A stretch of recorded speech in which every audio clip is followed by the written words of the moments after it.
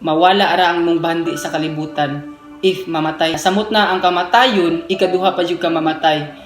Okay raw ta to nga mamatay ta, pero ang atong kinabuhi naagyud sa kinabuhi nga walay katapusan.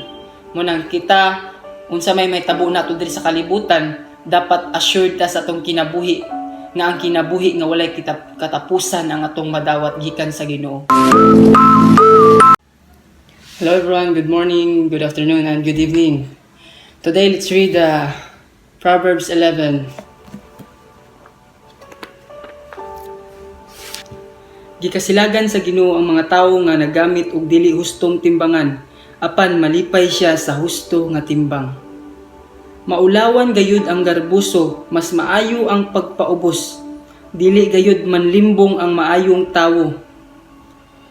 Ang pagpanglimbong mauray mulaglag ni adtong dili kasaligan. Dili magpulos kanimo ang bahandi sa adlaw nga ikaw hapit na mamatay. Apan ang katarong magluwas kanimo gikan sa kamatayon. Ang pagkamatarong makapahimo nga mas masayon sa kinabuhi sa maayong tawo. Apan ang pagkadautan sa tawo mao'y hinungdan sa iyang kaugalingon pagkapukan. Ang pagkamatarong makaluwas sa tawo nga dili limbungan, apan ang tawo nga limbungan malitag sa iyang kaugalingong kadalo. Inikamatay sa tawong dautan, mamatay usab ang iyang paglaom, kawang lamang ang iyang mga pangandoy. Ang tawong matarong mahilikay sa kasamok, apan dili ang dautan. Ang gipanulti sa mga tawo nga wala muila sa Dios, makalaglag sa uban. Apan ang mga matarong maluwas tungod sa kaybalo. Ikalipay sa tibok syudad ang maayong kinabuhi sa mga taong matarong. Ug magmalipayon usab ang syudad inikamatay sa mga taong dautan. Mas muuswag ang usa ka syudad kung may mga tawo nga matarong nga maghatag niini sa ilang panalangin. Apan dauton kini sa mga pulong sa mga tawong dautan.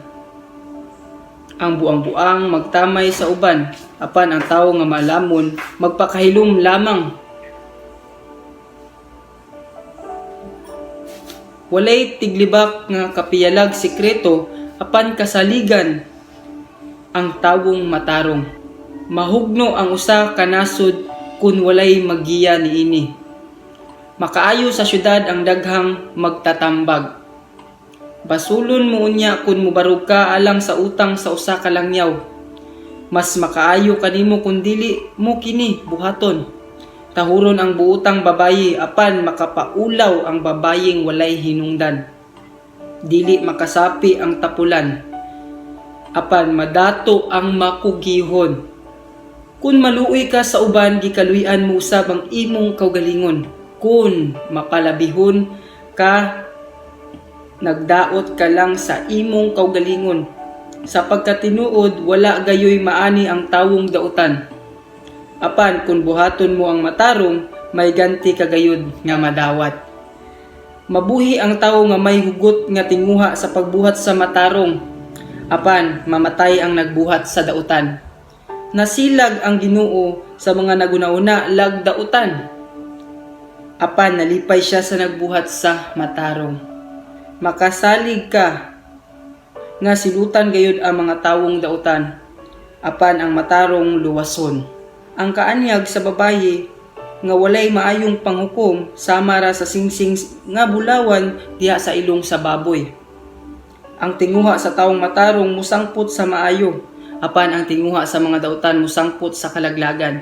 May mga tawo nga walay pagpugong-pugong sa paghatag, apan nag-anam silag kadato.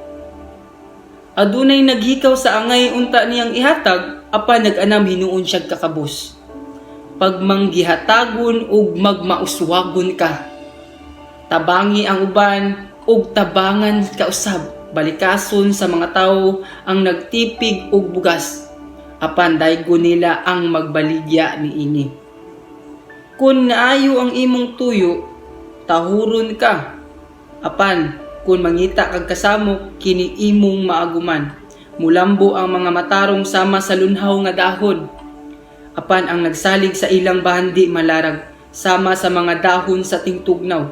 Ang tawo nga magdalag kasamok sa ilang panimalay, mahimong walay nahot. Ang walay alamag kanunay naghimong sulugoon sa maalamon. Nang hatag ug kinabuhi ang pagkamatarong, apan ang kabangis magwagtang sa kinabuhi. Kay gantihan man dinhi sa kalibutan ang mga maayong tawo. Labaw nga silutan ang mga dautan ug ang mga makasasala. O glory by the word of Jesus. Ang prinsipyo sa Ginoo, ang kaalam o kahibalo sa Ginoo. The more you give, the more you receive. Akong balikon ang istorya diri sa Ginoo ha. Pangmanggihatagon ug magmauswagon ka. Tabangi ang uban ug tabangan ka usab. Munang if ikaw usa ka manggihatagon nga tawo, hatag nga gikan sa kinasingkasing. Dili ingon ang hatag ka kay para makita ang uban nga tawo nga nang hatag ka aron musikat ka. But hatag gikan sa imong kinasingkasing. Kay unsa toy gingon sa Ginoo, ang muhatag magmauswagon. Apan ang nagtipig, ang nagtago, ang nagdinalo, dili gyud uswagon sa Ginoo. Nagkaanam hinuon sila kakabus, pero ang katong padayon nga naghatag, nagpadayon nga nagkadato, ug nahimong malipayon. Ug ang prinsipyo po diri sa Ginoo, ang pagkatapulan wala gayoy maani. Pero ang makugihon naa gyoy maani. Napagi prinsipyo diri ang Ginoo, ang tikasan ug timbangan, ang tikasan nga tawo wala gyoy padulngan kun dili sa kalaglagan. Mao nang ikaw dapat dili ka mahimong tikasan ug timbangan, dili ka bahala nag unsa imong gibuhat sa imong kinabuhi, bahala nagkalisod-lisod ka, but padayon sa imong pagkinabuhi diya kay one day mo harvest ra ka basta nagtinarong ka sa imong kinabuhi. Daghantag nabuhat sa atong kinabuhi nga nakasala ta, pero dili na ta mobuhat dihang dapita. Padayon ta sa pagpaubos, mobuhat ta sa pagkamatarong kay ang matarong ug ang manggihatagon maoray uswagon sa Ginoo. Padayon everyone, thank you. Say thank you to the Lord our God nga sa iyang kaalam ug sa iyang kabalo nga gihatag nato every morning. And even sa word niya nga mubasa ta siyang pulong every morning sa pagpamalandong nato siyang pulong kay ngano ang iyang pulong mo'y maghatag natog kaalam ug iyang kaalam mo'y maghatag natog mga bahandi aning kalibutana. Kay ang bahandi pud aning kalibutana sa iyang prinsipyo sa atong Ginoo walay padulngan, mawala ra ang mong bahandi sa kalibutan if mamatay na. Samot na ang kamatayon, ikaduha pa jud ka mamatay. Okay raw ta to nga mamatay ta, pero ang atong kinabuhi naagyud sa kinabuhi nga walay katapusan. Munang kita unsa may tabo nato diri sa kalibutan, dapat assured ta sa atong kinabuhi nga ang kinabuhi nga walay katapusan ang atong madawat gikan sa Ginoo. All glory belong to Jesus. Amen.